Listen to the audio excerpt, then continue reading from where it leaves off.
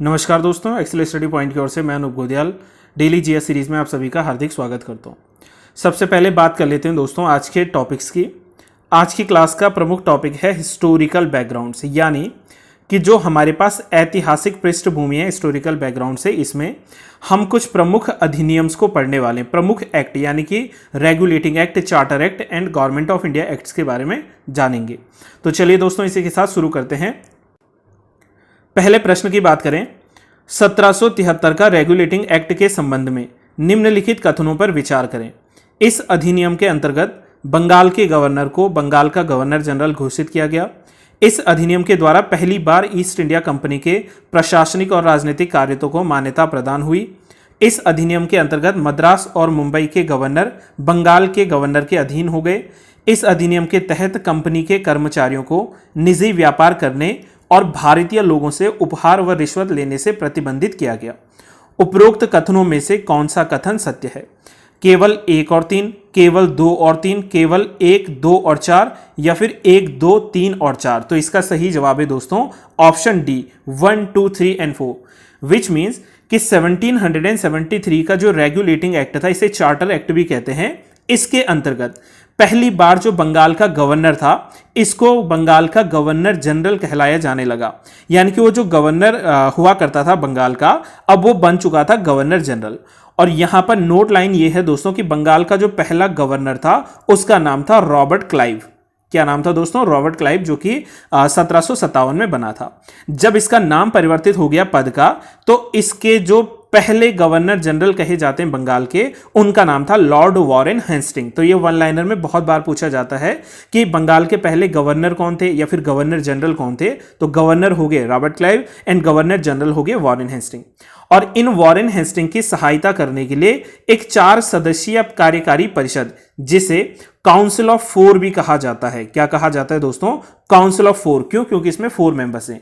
यह also known as the Calcutta council, इसे कलकत्ता परिषद के भी नाम से जाना जाता है। यह इनकी मदद के लिए बनाया गया था। 1773 का रेगुलेटिंग एक्ट भारत में ईस्ट इंडिया कंपनी के कार्यों को नियमित और नियंत्रित करने की दिशा में ब्रिटिश सरकार के द्वारा उठाया गया पहला कदम था। इसके द्वारा पहली बार कंपनी के प्रशासनिक और राजनीतिक कार्यों को मान्यता मिली थी और इसी के द्वारा भारत में केंद्रीय प्रशासन, देखो ये इंपॉर्टेंट है दोस्तों, सेंट्रल एडमिनिस्ट्रेशन जो है इसकी नींव रखी गई थी। इस अधिनियम के द्वारा मद्रास, मुंबई और जो मद्रास और बंबई के जो गवर्नर थे, इन्हें बंगाल के गवर्नर जनरल के अधीन किया गया था।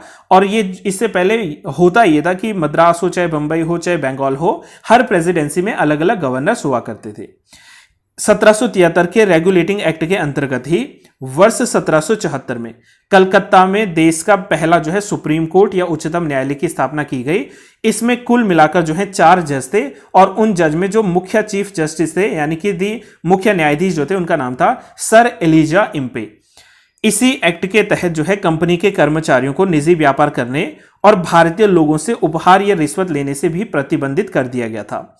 और अंततः इस अधिनियम के द्वारा ब्रिटिश सरकार का कोर्ट ऑफ डायरेक्टर, यानी कि जो गवर्निंग बॉडी थी कंपनी की, ईस्ट इंडिया कंपनी की, इसके माध्यम से कंपनी पर नियंत्रण रखा जाने लग गया था।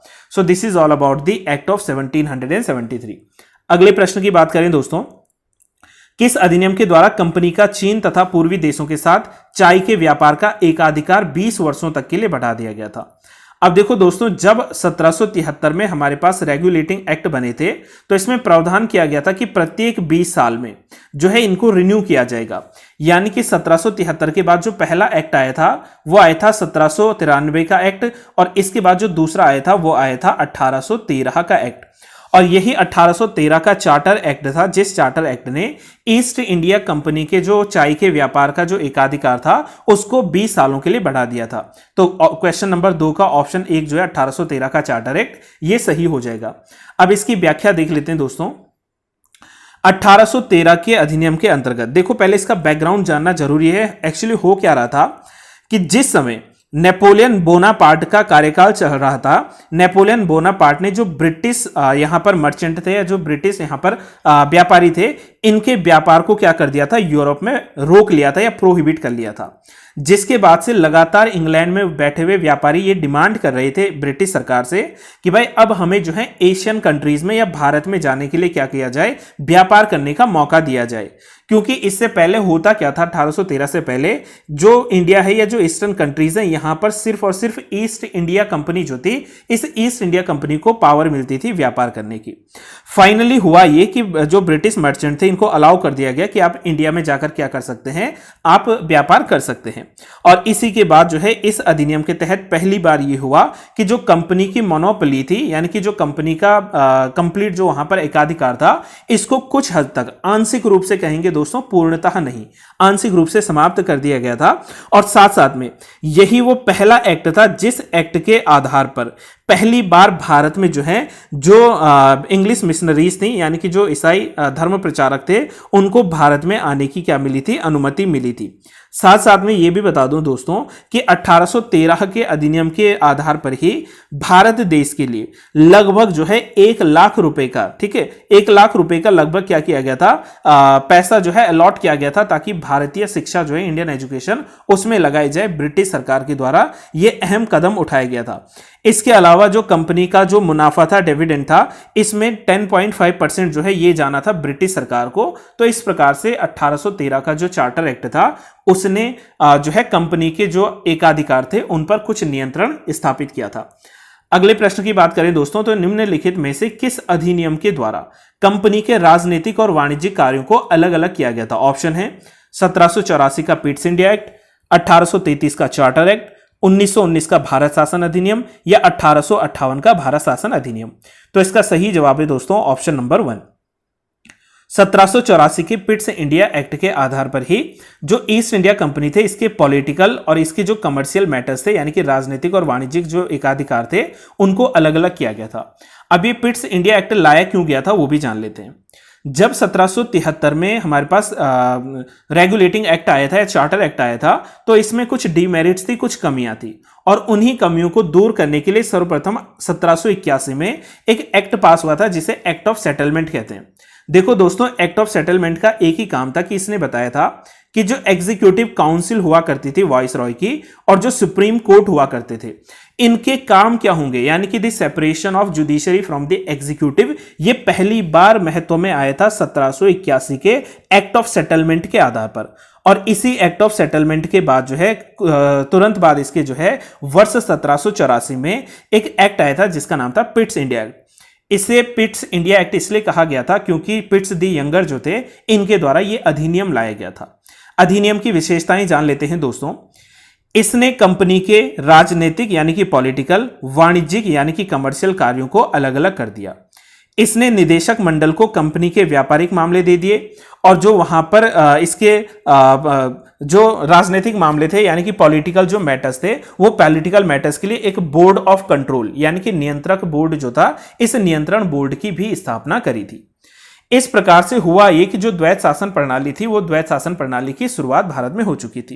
पहला कि भारत में कंपनी के अधीन क्षेत्र को पहली बार ब्रिटिश आधिपत्य का क्षेत्र कहा जाने लगा, और दूसरा कि ब्रिटिश सरकार को भारत में कंपनी के कार्यों और उसके प्रशासन पर पूर्णतः नियंत्रण जो है प्रदान करने की अनुमति वहां पर दे दी गई थी।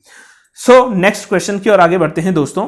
निम्नलिखित में से कौन भारत के पहले गवर्नर जनरल थे? ऑप्शन है Robert Clive, Lord Canning, Lord William Bentinck या फिर वॉरेन हेस्टिंग। अब देखो दोस्तों, यहां पर भारत के पहले गवर्नर जनरल पूछा है, न बल्कि बंगाल के पहले गवर्नर जनरल। तो इसका जो सही ऑप्शन है दोस्तों, that is option number 3, that is Lord William Bentinck. अब इसकी व्याख्या जान लेते हैं। 1833 के चार्टर अधिनियम के अंतर्गत ब्रिटिश काल में ब्रिटिश कालीन जो भारत है, इसमें पहली बार केंद्रीयकरण की दिशा में एक महत्वपूर्ण अधिनियम के रूप में इसने कदम रखा था, और इस नियम की जो महत्वपूर्ण विशेषताएं थी वो निम्नलिखित थी। इसके द्वारा बंगाल के गवर्नर को अब भारत का गवर्नर जनरल कहा जाने लगा, और इसे सारी की सारी जो सिविल यानी कि नागरिक जो अधिकार, सिविल पावर्स होती हैं और जो सैन्य शक्तियां होती हैं, वो प्रदान कर दी गई थी। लॉर्ड विलियम बेंटिक जो थे वो भारत के पहले गवर्नर जनरल थे, और इस अधिनियम के अंतर्गत मद्रास और बंबई के गवर्नरों को विधायिका संबंधी शक्तियों से वंचित कर लिया गया था। यानी कि जो मद्रास और जो बंबई के गवर्नर्स थे, उनकी जो भी पावर्स थी, लेजिस्लेटिव पावर, उनसे इनको डिप्राइव कर दिया गया था। और भारत के गवर्नर जनरल को पूरे ब्रिटिश भारत में विधायिका से संबंधित जो है असीमित अधिकार प्रदान कर दिए गए थे। इसी के अंतर्गत बनाए गए कानूनों को अब नियामक कानून कहा जाने लगा, यानी कि रेगुलेटिंग एक्ट कहा गया था। और जो नए कानून के तहत बने कानून थे, उन्हें एक्ट या अधिनियम के नाम से जाना जाने लगा था। ईस्ट इंडिया कंपनी की एक व्यापारिक निकाय के रूप में की जाने वाली गतिविधियों को समाप्त कर दिया गया था। अब देखो दोस्तों, जो हमने पिछले 1813 में पढ़ा था कि कंपनी के जो है आंशिक रूप से कंपनी की मोनोपोली जो थी वो खत्म हो गई थी। उस मोनोपोली को पूर्णतः यानी कि कंप्लीट जो खत्म किया था वो किया था 1833 के अधिनियम ने। इट मींस कि जो पॉलिटिकल बॉडी के रूप में काम कर रही थी ईस्ट इंडिया कंपनी, उस पॉलिटिकल बॉडी को यहां पर क्या कर दिया गया था, समाप्त कर दिया गया था। और अब ये प्योरली यानी कि विशुद्ध रूप से प्रशासनिक या एडमिनिस्ट्रेटिव बॉडी बन गया था। इसी के साथ साथ 1833 के चार्टर अधिनियम के अंतर्गत ही वर्ष 1834 में लॉर्ड मैकॉले की अध्यक्षता में भारत का पहला विधि आयोग या लॉ कमीशन भी बनाया गया था। अगले प्रश्न की ओर आगे बढ़ें दोस्तों। किस अधिनियम के माध्यम से सांप्रदायिक आधार पर सिखों, भारतीय ईसाइयों, आंग्ल भारतीयों और यूरोपियों के लिए पृथक निर्वाचन के सिद्धांत को महत्व दिया गया था? ऑप्शन है 1909 का भारत परिषद अधिनियम, 1919 का भारत शासन अधिनियम, 1935 का भारत शासन अधिनियम या 1947 का स्वतंत्रता अधिनियम। तो इसका सही जवाब है दोस्तों ऑप्शन बी, दैट इज 1919 का गवर्नमेंट ऑफ इंडिया एक्ट। पहले 1919 के गवर्नमेंट ऑफ इंडिया एक्ट के बारे में जान लेते हैं। 20 अगस्त 1917 को ब्रिटिश सरकार ने पहली बार यह घोषित किया था, जिसका उद्देश्य यह था कि भारत में क्रमिक रूप से उत्तरदायी सरकार की स्थापना करनी है। और क्रमिक रूप से 1919 में भारत शासन अधिनियम बनाया गया था, जिसे 1921 से लागू कर दिया गया था। इसी कानून को मॉन्टेग्यू चेम्सफोर्ड सुधार के नाम से भी जाना जाता है। आपको बता दूं दोस्तों कि मॉन्टेग्यू जो थे इस समय secretary of state for India थे, यानी कि भारत के राज्य सचिव थे। और चेम्सफोर्ड इस समय द दिन भारतीय वाइसरॉय के रूप में मौजूद थे। और इन्हीं के द्वारा जो रिफॉर्म लाया गया था, इसी को मॉन्टेग्यू चेम्सफोर्ड रिफॉर्म कहा गया था। अधिनियम की विशेषताएं ये थी कि केंद्रीय और प्रांतीय विषयों की सूची की पहचान करते हुए पहली बार राज्यों पर केंद्रीय नियंत्रण को कम किया गया था, जिसके लिए केंद्रीय और प्रांतीय विधान परिषदों को अलग अलग सूचियों में क्या कर दिया गया था, बांट दिया गया था। लेकिन सरकार का ढांचा जो था अभी भी केंद्रीय था और एकात्मक बना हुआ था। इसी अधिनियम के दौरान जो है पहली बार जो प्रांत है, इस प्रांत के विषयों को यानी कि सब्जेक्ट्स को दो भागों में बांटा गया था, हस्तांतरित यानी कि ट्रांसफर्ड सब्जेक्ट और आरक्षित यानी कि रिजर्व्ड सब्जेक्ट। इस अधिनियम ने ही पहली बार देश में द्विसदनीय व्यवस्था यानी कि बाई कैमरल सिस्टम जो था इसकी और प्रत्यक्ष निर्वाचन व्यवस्था की भी शुरुआत की थी। जहां पर द्विसदनीय व्यवस्था की बात करते हैं दोस्तों, तो इसका मतलब होता है, एक होता है upper house that is Rajya Sabha और एक होता है lower house that is Lok Sabha. इनका गठन पहली बार 1919 के अधिनियम के दौरान हो चुका था। दोनों सदनों के बहुसंख्यक सदस्यों को प्रत्यक्ष निर्वाचन के माध्यम से निर्वाचित किया जाना था। मतलब इनका जो इलेक्शन होना था लोकसभा राज्यसभा के मेंबर्स का, वो डायरेक्ट इलेक्शन होना था, ना बल्कि इनडायरेक्ट। 1919 के अधिनियम के अनुसार वाइसरॉय की कार्यकारी परिषद एग्जीक्यूटिव काउंसिल के 6 सदस्यों में से कमांडर इन चीफ को छोड़ दें अगर, तो 3 सदस्यों का भारतीय होना अनिवार्य करवा दिया गया था। इसी अधिनियम के अंतर्गत जो है सांप्रदायिक आधार पर यानी कि कम्युनल जो है आधार पर सिखों, भारतीय ईसाइयों, आंग्ल भारतीयों और यूरोपियों के लिए पृथक निर्वाचन व्यवस्था की शुरुआत भी की गई थी। 1919 के अधिनियम के दौरान के अंतर्गत ही लंदन में भारत के उच्चायुक्त के कार्यालय का सृजन किया गया था तथा भारत सचिव द्वारा किए जा रहे जो भी काम थे वो उच्चायुक्त तक हस्तांतरित कर दिए जाते थे। इसी के अंतर्गत जो है पहली बार लोक सेवा आयोग के गठन की बात की गई थी और अंततः 1926 में सिविल सेवकों की भर्ती के लिए एक केंद्रीय लोक सेवा आयोग यानी कि एक यूनियन पब्लिक सर्विस कमीशन बना दिया गया था। इसी अधिनियम के अंतर्गत पहली बार जो है केंद्रीय बजट को राज्य बजट से अलग कर दिया गया था और राज्य विधानसभाओं को अपना अपना बजट जो है स्वयं बनाने के लिए उनको शक्तियां दे दी गई थी या पावर्स सौंप दी गई थी। अगले प्रश्न की बात करें दोस्तों तो सुमेलित करना है, मैच द फॉलोइंग। सूची 1 को सूची 2 से मैच करना है। सूची 1 में है ए, कलकत्ता में सुप्रीम कोर्ट की स्थापना, 1773 का रेगुलेटिंग एक्ट। नियंत्रक बोर्ड की स्थापना 1784 का पिट्स इंडिया एक्ट, वाइसरॉय पद का सृजन 1858 का भारत शासन अधिनियम, केंद्रीय बजट तथा प्रांतीय बजट का पृथक्करण 1919 का भारत शासन अधिनियम। तो जैसे हमने पिछले 3 एक्टों में अभी अभी ये पढ़ा था कि पहली बार 1773 के रेगुलेटिंग एक्ट के द्वारा ही 1774 में सुप्रीम कोर्ट की स्थापना हुई थी, यानी कि ऑप्शन ए का जो है वो एक सही हो जाएगा। वहीं पिट्स इंडिया एक्ट के अंतर्गत हमने ये पढ़ा था कि कंपनी के जो व्यापारिक मामले थे और राजनीतिक मामले थे दोनों को अलग किया गया था, और जो नियंत्रक बोर्ड था, बोर्ड ऑफ कंट्रोल, इसकी स्थापना की गई थी 1784 में, यानी कि बी का सेकंड सही हो जाएगा। वाइसरॉय पद का पहली बार जो क्रिएशन हुआ था वो 1858 के अधिनियम से हुआ था, यानी कि सी का भी ऑप्शन 3 जो है सही हो जाएगा। और चौथा, केंद्रीय बजट को पहली बार जो है केंद्रीय बजट से प्रांतीय बजट या यूनियन बजट से जो स्टेट बजट होता था, प्रोविंशियल बजट, उसको सेपरेट किया गया था 1919 के अधिनियम के दौरान, यानी कि इसका सही जवाब है दोस्तों ऑप्शन ए 1, 2, 3 एंड 4।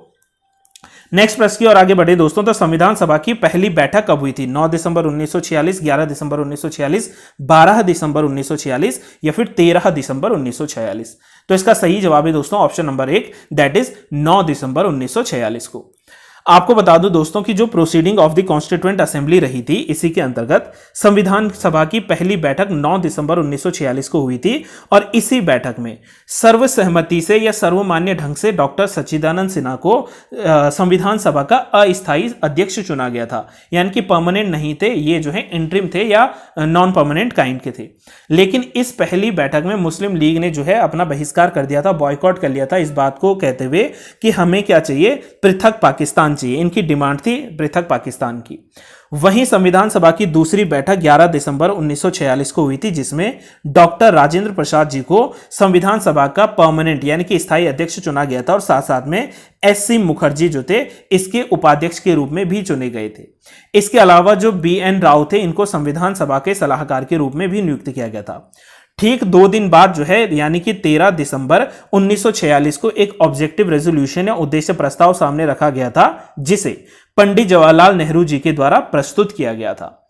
इसको जो है मुस्लिम लीग को इस प्रस्ताव पर सिग्नेचर करने के लिए समय दिया गया था, किंतु जब मुस्लिम लीग ने इसका बॉयकॉट जो है उस पर अडिग रहे थे, तो अंततः 22 जनवरी 1947 को अंततः क्या कर दिया गया था, ये जो ऑब्जेक्टिव रेजोल्यूशन था इस पर सिग्नेचर कर लिए गए थे।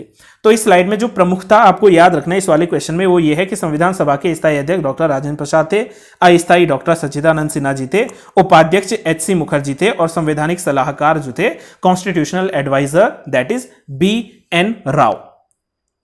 नेक्स्ट प्रश्न की बात करते हैं दोस्तों। तो भारतीय संविधान में समवर्ती सूची की संकल्पना किस देश के संविधान से ली गई है? ऑप्शन है अमेरिका, ऑस्ट्रेलिया, दक्षिण अफ्रीका या आयरलैंड। तो इसका सही जवाब है दोस्तों दैट इज ऑस्ट्रेलिया। ऑस्ट्रेलियन जो कॉन्स्टिट्यूशन है, यहीं से पहली बार कॉन्करेंट लिस्ट जो होता है, इस कॉन्करेंट लिस्ट का हमने क्या लिया था, प्रावधान लिया था भारतीय संविधान में। प्रमुख विदेशी स्रोतों की बात करें, जैसा कि आप लोग जानते होंगे दोस्तों कि भारत का जो संविधान है इसे कहा जाता है उधार का थैला, यानी कि बोरोविंग्स बैग। इसलिए कहा जाता है क्योंकि हमने भारत के संविधान में अधिकतर बाहरी जो देशों के संविधान थे वहां की कुछ प्रमुख विशेषताओं को शामिल किया। जैसे भारत शासन अधिनियम 1935 में से हमने संघीय तंत्र यानी कि फेडरल सिस्टम, राज्यपाल का कार्यकाल, न्यायपालिका, लोक सेवा आयोग, आपातकालीन प्रावधान आदि यहां से लिए हैं। ब्रिटेन के संविधान से हमने अडॉप्ट किया है संसदीय शासन यानी कि फेडरल सिस्टम, विधि का शासन, विधायी प्रक्रिया, सिंगल सिटीजनशिप, मंत्रिमंडल यानी कि कैबिनेट का जो परिसार होता है, परमाधिकार लेख का मतलब है रिट ज्यूरिसडिक्शन, ठीक है। इसके अलावा संसदीय विशेषताएं और द्विसदनवाद यानी कि जो बाइकैमरलिज्म है। संयुक्त राज्य अमेरिका के संविधान से हमने मौलिक अधिकार लिए हैं, न्यायपालिका की स्वतंत्रता, न्यायिक पुनरावलोकन का सिद्धांत, उपराष्ट्रपति का पद, उच्चतम न्यायालय, उच्च न्यायालय के न्यायाधीशों को पद से हटाए जाना यानी कि द रिमूवल ऑफ द जजेस of supreme court and the high courts, and finally राष्ट्रपति पर लगने वाला इंपीचमेंट यानी कि राष्ट्रपति का महाभियोग। वहीं आयरलैंड के संविधान से हमने directive principles of the state policy यानी कि राज्य के नीति निर्देशक तत्व लिए हैं। राष्ट्रपति का निर्वाचन पद्धति यानी कि आर्टिकल 55 हमने लिया है। राज्यसभा के सदस्यों का जो नामांकन है, आप लोग जानते होंगे कि भारत के राष्ट्रपति राज्यसभा में 12 लोगों को नामांकन करते हैं यानी कि नॉमिनेट करते हैं, और यह प्रावधान आयरलैंड के संविधान से लिया गया है। कनाडा के संविधान से हमने सशक्त केंद्र के साथ संघीय व्यवस्था को लिया है। अवशिष्ट शक्तियों का केंद्र में निहित होना, यानी कि रेजिड्यूरी पावर जो होती है वो रेजिड्यूरी पावर केंद्र में होंगी या सेंट्रल लिस्ट में होंगी, ये भी हमने कनाडा के संविधान से लिया है। केंद्र के द्वारा राज्य के राज्यपालों की नियुक्ति करना और उच्चतम न्यायालय का जो है परामर्श लेना, यानी कि आर्टिकल जो हमारे पास 143 है, ये सब हमने लिया है कैनेडियन पार्लियामेंट से। वहीं ऑस्ट्रेलिया की बात करें तो ऑस्ट्रेलिया से हमने समवर्ती सूची यानी कि कॉन्करेंट लिस्ट, व्यापार, वाणिज्य और समागम की स्वतंत्रता और संसद के दोनों सदनों की ज्वाइंट सिटिंग यानी कि संयुक्त बैठक जो है हमने ऑस्ट्रेलिया के संविधान से ली है। जर्मनी से आपातकाल के समय मूल अधिकारों का रुक जाना या स्थगन कर देना, सस्पेंड करना, ये लिया है। सोवियत संघ यानी कि यूएसएसआर से हमने लिया है मौलिक कर्तव्य। प्रस्तावना में जो न्याय शब्द है यानी कि सामाजिक न्याय, आर्थिक न्याय और राजनीतिक न्याय, इसके आदर्श भी सोवियत संघ से लिए गए हैं। वहीं फ्रांस के संविधान से हमने रिपब्लिकन यानी कि गणतंत्रात्मक ढांचा और प्रस्तावना में स्वतंत्रता, समता और बंधुत्व के आदर्शों को लिया है, यानी कि इक्वालिटी, फ्रीडम एंड जो ब्रदरहुड है यानी कि फ्रेटर्निटी है, ये हमने लिए हैं फ्रांस से। दक्षिण अफ्रीका के संविधान से हमने लिया है कि संविधान के भीतर संशोधन किस प्रकार से किया जाए, यानी कि आर्टिकल 368 और राज्यसभा के सदस्यों का निर्वाचन। देखो ऊपर नामांकन था दोस्तों, मनोनीत करना था, और यहां निर्वाचन यानी कि election of the members of Rajya Sabha. Japan के संविधान से हमने लिया है विधि द्वारा स्थापित प्रक्रिया को, ठीक है, प्रोसीजर एस्टैब्लिश बाय लॉ, यानी कि विधि द्वारा स्थापित प्रक्रिया को जापान से लिया गया है। तो आज के अंतिम प्रश्न की ओर आगे बढ़ते हैं दोस्तों। संविधान सभा द्वारा स्थापित मूल अधिकारों और अल्पसंख्यकों हेतु सलाहकार समिति के अध्यक्ष कौन थे? पंडित जवाहरलाल नेहरू, सरदार वल्लभ भाई पटेल, डॉक्टर राजेंद्र प्रसाद और डॉक्टर भीमराव अंबेडकर। तो इसका सही जवाब है दोस्तों सरदार पटेल। संविधान सभा से जुड़ी हुई संविधान के निर्माण से संबंधित कार्यों से जुड़ी हुई जो प्रमुख समितियां थी, उनमें से कुछ समितियां थी संघ शक्ति समिति जिसके अध्यक्ष थे पंडित जवाहरलाल नेहरू, संघीय संविधान समिति जिसके अध्यक्ष थे जवाहरलाल नेहरू जी, प्रांतीय संविधान समिति सरदार पटेल, प्रारूप समिति डॉक्टर बी आर अम्बेडकर, मूल अधिकारों और अल्पसंख्यकों संबंधी परामर्श समिति सरदार वल्लभ भाई पटेल, मूल अधिकार उप समिति जेपी कृपलानी, अल्पसंख्यक उप समिति एच.सी. मुखर्जी, प्रक्रिया नियम समिति that is doctor Rajendra Prasad, राज्यों के लिए समिति जो थी राज्यों के समझौते करवाने के लिए पंडित जवाहरलाल नेहरू जी, एंड संचालन समिति यानी कि स्टीयरिंग कमेटी, इसके हेड थे डॉक्टर राजेंद्र प्रसाद जी। कुछ अन्य समितियों की बात करें तो संविधान सभा के लिए जो कार्य संबंधी समिति थी वो थी जीवी मावलंकर जी के पास, कार्य संचालन समिति डॉक्टर के.एम. मुंशी, सदन समिति पट्टाभी सीतारमैया और राष्ट्र ध्वज से संबंधित जो तदर्थ समिति थी वो भी डॉक्टर राजेंद्र प्रसाद जी के पास थी। तो इसी के साथ आज की स्लाइड जो है हम लोग यहां पर पूर्ण करेंगे। अंततः आप लोगों के लिए अभ्यास प्रश्न जो है वो सामने है, आप इसका जरूर आंसर दीजिएगा कमेंट बॉक्स में। निम्नलिखित में से किस अधिनियम को मॉर्ले मिंटो सुधार के नाम से भी जाना जाता है? आपके ऑप्शन है 1909 का भारत परिषद अधिनियम, 1919 का भारत शासन अधिनियम, 1935 का भारत शासन अधिनियम या फिर 1947 का स्वतंत्रता अधिनियम। सो अपने जवाब को कमेंट बॉक्स में जरूर दीजिएगा। आई रियली होप दोस्तों आपको जो है डेली जीएस सीरीज पसंद आ रही होगी, नॉलेजेबल लग रही होगी, और अगर आपको पसंद आ रही है तो आप वीडियो को लाइक करना ना भूलें, और अगर आप चैनल से नहीं जुड़े हैं तो चैनल को सब्सक्राइब करें और अधिक से अधिक वीडियो को जो है शेयर जरूर करें। आज के लिए इतना ही। टिल देन स्वस्थ रहिए, सुरक्षित रहिए। जय हिंद, जय भारत, जय Uttarakhand. Thank you so much.